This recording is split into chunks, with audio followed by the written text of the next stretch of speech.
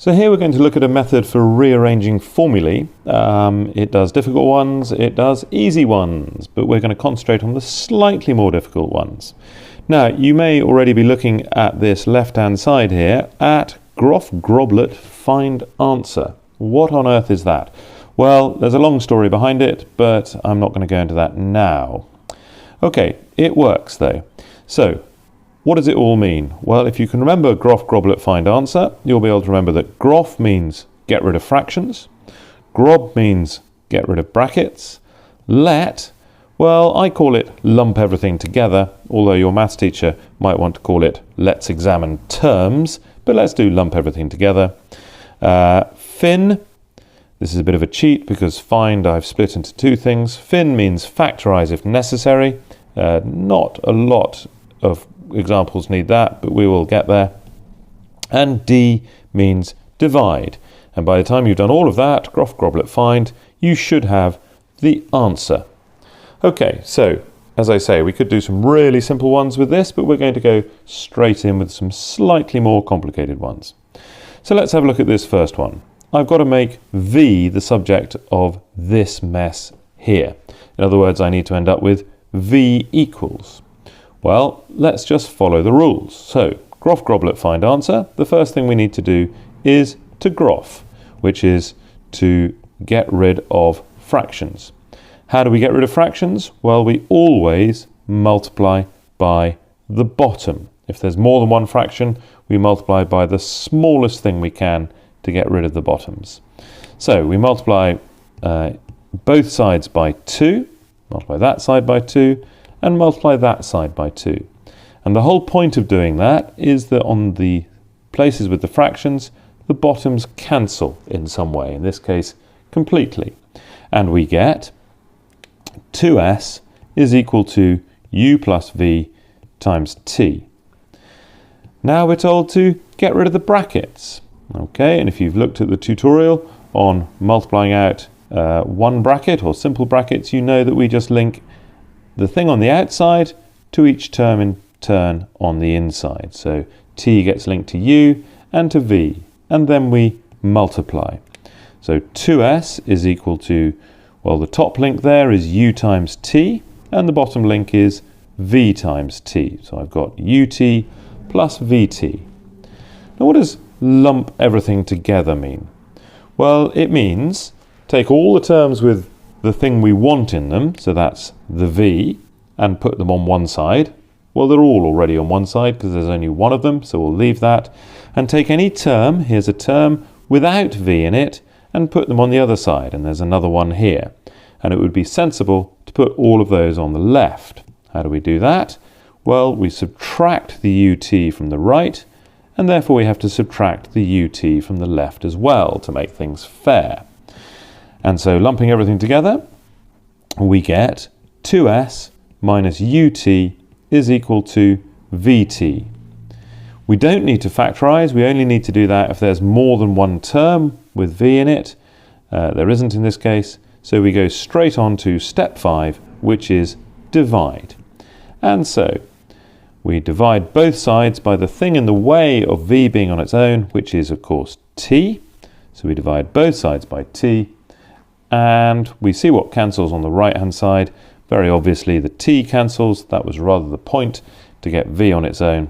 And that gives us, as an answer, I'm going to write it the other way around, so it's v equals 2s minus ut over t. And there we go. That is our answer. Right, let's move on to another question. And let's look at this one. It's slightly different. It's not hugely different, but it's slightly different. This time we're trying to get x on its own, and we're going to follow the rules. Okay, so we're going to, first of all, get rid of fractions. This time we're not multiplying by a number, we're multiplying by a letter, and the letter on the bottom is b.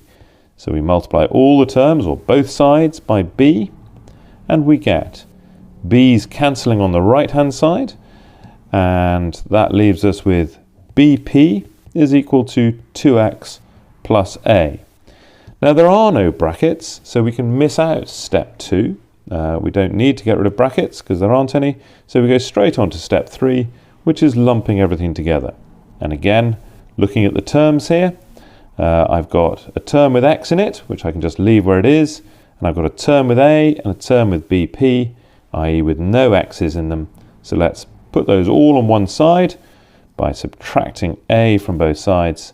And that gives me BP minus a on the left and just the 2x on the right. And now I divide. What do I divide by? Well, I've got 2x and I only want 1x. So I divide both sides by 2. And the point of doing that is that the 2's on the right cancel, and I can now just write down my answer. X is equal to BP minus a over 2.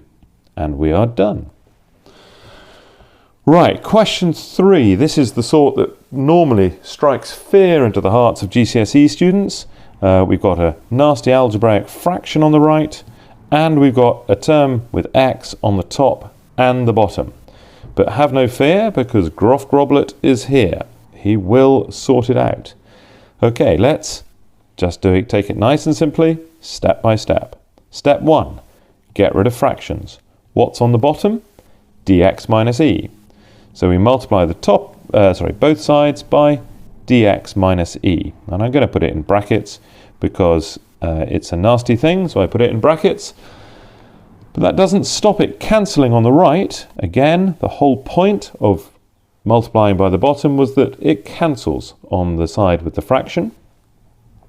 And now we just write down what we've got. So I've got dx minus e times a is equal to bx plus c. And now, second step, get rid of the brackets.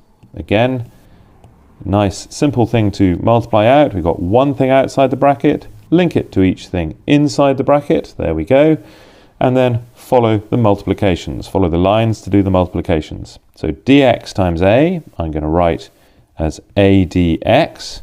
I always tend to do things in alphabetical order. And then the bottom one, the bottom link, minus e times a is minus ae. Again in alphabetical order, although it doesn't really matter if you don't. And I've still got my bx plus c on the right.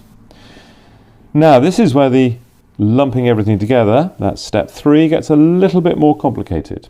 Okay, because I have got two terms with x and I want both of them on the same side. So to do that, I'm going to subtract x from bx from both sides. I'm actually getting them on the left this time.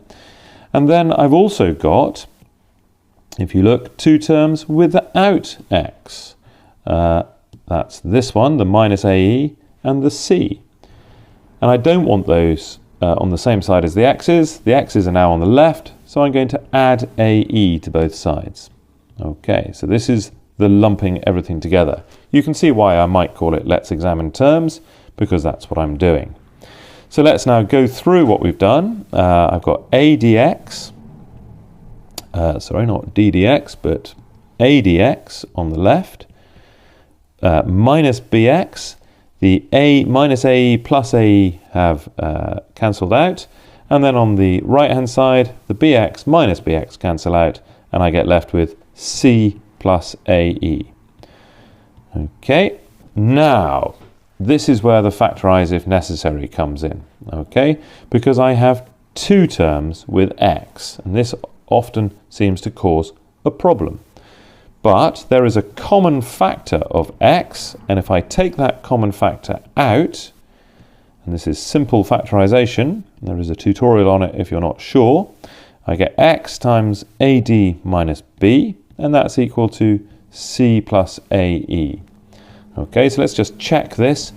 X times ad is the adx, so that's that times that, and I've also got x times minus b, which is minus bx. So my factorisation does work, because if I multiply it out, I get the right thing. And now, having done the factorising, because it was necessary, I divide. What do I divide by?